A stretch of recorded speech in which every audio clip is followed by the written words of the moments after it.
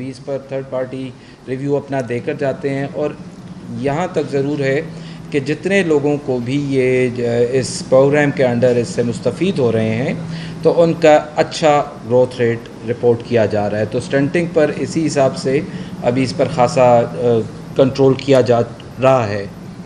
मैं आप के तवज्जुह से ये एक और बात भी बताना चाहती हूँ कि जो स्टंटिंग का जो अमल है, अगर वो बच्चे की 2 साल की उम्र पहुँचने तक अगर नहीं एड्रेस किया जाता तो इट इज़ इर्रिवर्सिबल।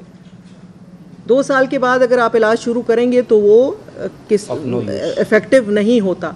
इसी वजह से हमने लैक्टेटिंग या एक्सपेक्टिंग मदर्स को इस प्रोग्राम में कि जिस दिन से बच्चे को वो कंसीव करती हैं, प्रेग्नेंट होती हैं, तब से हम उनकी सप्लीमेंट्स शुरू कर देते हैं ताकि माँ की सेहत भी बच्चे के जो ग्रोथ है उसमें ड्यूरिंग द प्रेगनेंसी वो उसको भी हम मॉनिटर करते हैं। और प्रेगनेंसी ख़त्म होने के बाद बच्चा जब तक 2 साल का नहीं हो जाता उसको भी हम मॉनिटर करते हैं और उस दौरान भी बच्चे को भी सप्लीमेंट्स देते हैं। तो ये एक प्रोसेस है जो 2 साल से ज़्यादा अरसे का है और बच्चा जब माँ के पेट में होता है तब से शुरू होता है और बच्चा जब तक 2 साल का नहीं हो जाता तब तक ये प्रोसेस चलता है और इसके बहुत अच्छे हमें नताइज मिल रहे हैं। जी ma'am, thank you very much.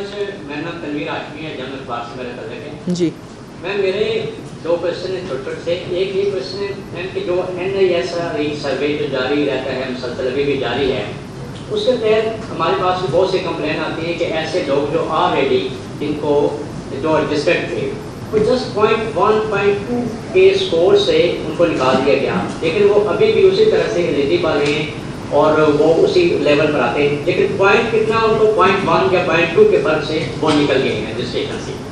एक तो ये था कि जो क्राइटेरिया है NISR का, उसको क्या तब्दील किया गया या वो क्या है। दूसरा मैम ये है कि जो बैंक था पहले अभी बैंक जिसके जरिए दिया जाता लोगों को पेश आशा मसाइल थे अभी बैंक के साथ, वो आते थे कौंडा से तो आ रहा है, टेक्सला से पिंडी भेजा जा रहा था उसके ब्रांच कि हमारे पास आपका बायोमेट्रिक नहीं है, वहाँ पिंडी चले जाएँ। पिंडी में आते हैं तो जी नहीं हमारे पास नहीं है, आप चले जाएँ। तो इतने ज़्यादा मसाइल थे। आप बहुत अच्छा विजिट कर रहे हैं, आज सेंटर के ऊपर हम देख रहे हैं आ रही होती हैं, लेकिन मसाइल बदस्तूर उसी तरह बरकरार है। वो तो 6 बैंक मजीद ऐड किए जाने थे, क्या उन्होंने काम शुरू कर दिया है? और अगर किया है तो वो क्या उनको जो रजिस्टर्ड जो मुस्तकीन हैं उनको जो डाला गया है या बैंकों को किस तरह से हदायत दी गई है कि वो इस तरह से लोगों को फॉल न करें? जी बिल्कुल। जी NSR के हवाले से है कि क्या उसका कोई सर्वे का कोई मैकेनिज्म हम चेंज कर रहे हैं? नहीं जी, मैं आपको ये सवाल जब मैंने ज्वाइन किया था तो मैंने भी पूछा था जो आप पूछ रहे हैं, और उसका जवाब यही है कि क्योंकि पाकिस्तान के इस वक्त शरह गुर्बत में इजाफ़ा है, लोगों के मसले मसाइल हैं, लोग ज़्यादा हैं और हमारे जो वसाइल हैं वो कम हैं, तो उसके अंदर हमें फिर बड़ा स्ट्रिक्ट जो है ना एवेल्यूएशन करनी पड़ती है।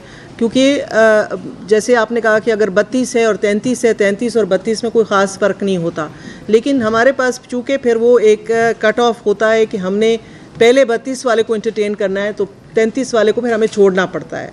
तो ये हमारी एक मजबूरी है, लेकिन उसका सदेबाब करने के लिए इसीलिए हमने हुनरमंद बेनज़ीर पाकिस्तान जो है वो शुरू कर रहे हैं कि जो लोग हमारे पास रजिस्टर्ड हैं इनको किसी हुनर पे इंगेज करें ताकि वो इस प्रोग्राम से निकल जाएं, और तब ये प्रोग्राम से निकल जाएंगे तो हमारे पास मज़ीद जो है जगह पैदा होएगी उन लोगों को जो जैसे आपने कहा कि कुछ पॉइंट्स की वजह से वो बाहर रह जाते हैं।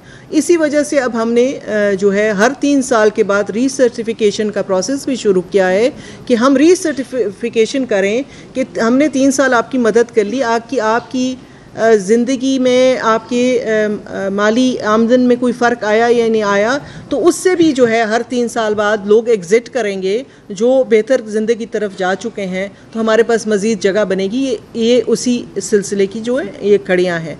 और जैसा कि आपने पूछा है बैंकिंग मॉडल की वजह से, तो नया बैंकिंग मॉडल अभी कुछ अर्सा पहले ही जो है मुतारिफ़ हुआ है और इसकी हमारी कोशिश है कि हम इसकी मॉनिटरिंग खुद कर सकें।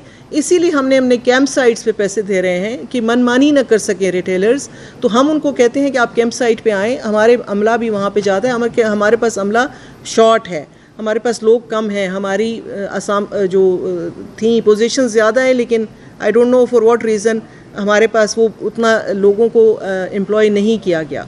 तो वो फिर भी हम कोशिश करते हैं कि हम हेडक्वार्टर से लोगों को भेजें हर जगह कि वो खुद जाके मॉनिटर कर सकें कि किस तरीके से नया बैंकिंग मॉडल है, उसके टीथिंग प्रॉब्लम्स हैं, वो इंशाल्लाह ताला बेहतरी की तरफ जाएगा। लेकिन मैंने जैसे आपको पहले कहा, हम मज़ीद बेहतरी चाहते हैं और मज़ीद बेहतरी हमारी स्टेट बैंक के गवर्नर साहब से भी मुलाकात हुई है। इसमें हमारे प्रेसिडेंट आसिफ अली ज़रदारी साहब ने बहुत बड़ा रोल अदा किया है, उन्होंने डायरेक्शन दी है।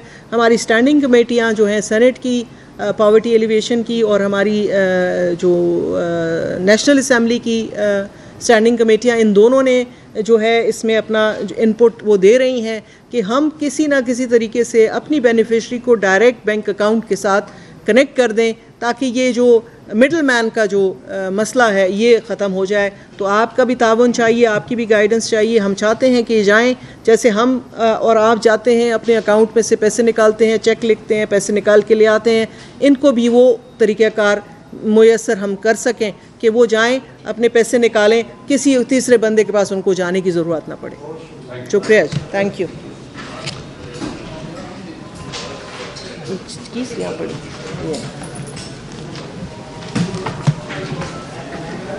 चाय का बंदोबस्त।